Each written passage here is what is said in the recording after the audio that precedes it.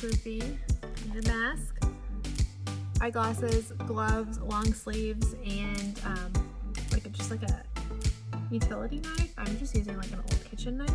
It's really easy to cut. The only thing about it is the insulation is a little bit itchy, so that's why, you know, long sleeves, mask, eyeglasses. We're using the rock wool. I did quite a bit of research for soundproofing and insulation, and I really liked it, and so I'm using it. I think if I have extra, I'm going to double up in some of the areas I'm concerned about sound. So I think we'll have extra, so I'm going to get started.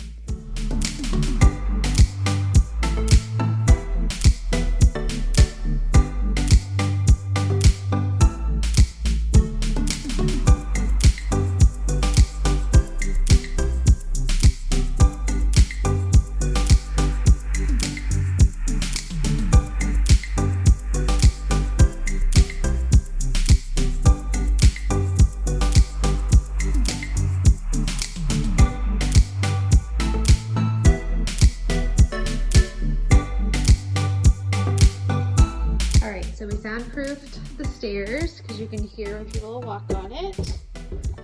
Did double soundproofing all in the ceiling joist around the bathroom.